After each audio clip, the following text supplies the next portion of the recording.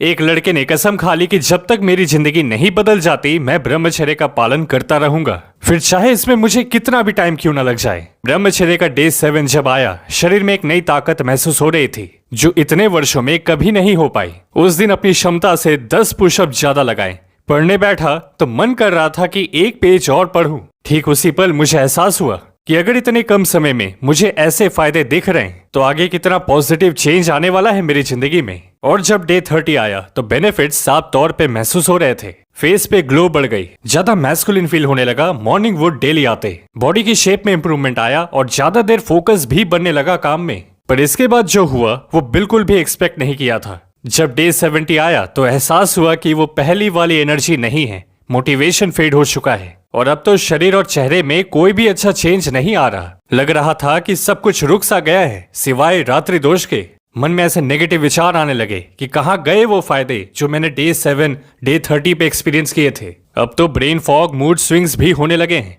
क्या मतलब है इस तरह कंटिन्यू करने का जब कोई रिजल्ट ही नहीं मिल रहा। और दोस्तों तब इन्होंने हमें मेल किया था कि भाई मैं बहुत ज्यादा परेशान हूँ, मैंने बहुत उम्मीदें रखी है ब्रह्मचर्य से, डे 68 पर हूँ, पर अब जैसे मानो सारी शक्ति, सारी चमक गायब हो गई है शरीर से और ना कोई फायदा मिल रहा है। अब मैं क्या करूं?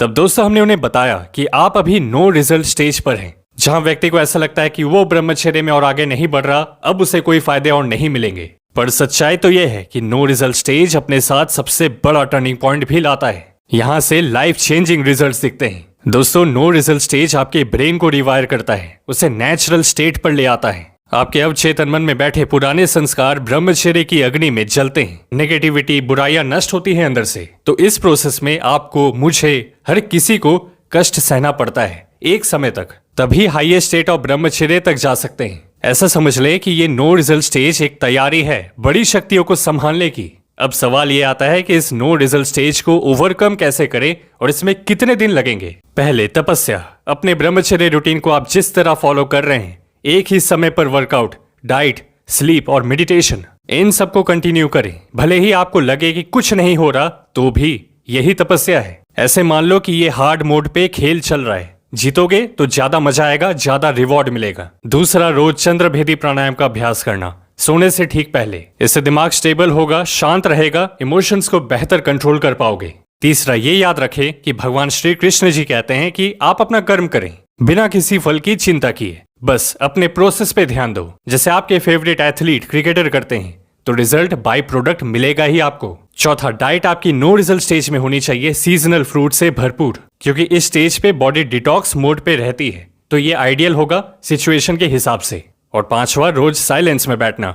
मौन आपके भीतर मेंटल क्लैरिटी लाएगा, प्रॉब्लम्स को बेहतर तरीके से डील करने की क्षमता बढ़ेगी। दोस्तों ये नो रिजल्ट स्टेज ब्रह्मचर्य में मात्र 10 दिन तक ही रहते हैं और जो रुकावट महसूस होती है, स्टैग्नेशन आ जाता है डे 70 के आसपास, वो फिर से डे 90 क्रॉस करते ही वापस ठीक भी हो जाती है। ओजस पूरे शरीर में फैलता है और तब नई शक्तियों के दरवाजे खुलते हैं। अब मित्र, अगर आप वादा करते हैं कि मुश्किल स्टेज पर भी आप ब्रह्मचर्य पालन करेंगे और भी ज्यादा इंटेंसिटी और ऑनेस्टी के साथ, तो वीडियो को लाइक करके सब्सक्राइब बटन पे क्लिक कर लें। आपके ब्रह्मचर्य को 10 गुना मजबूत बनाने के लिए एक बहुत इंपॉर्टेंट वीडियो का लिंक डिस्क्रिप्शन में है, उसे एक बार जरूर से देखें, आपको काफी फायदा होगा।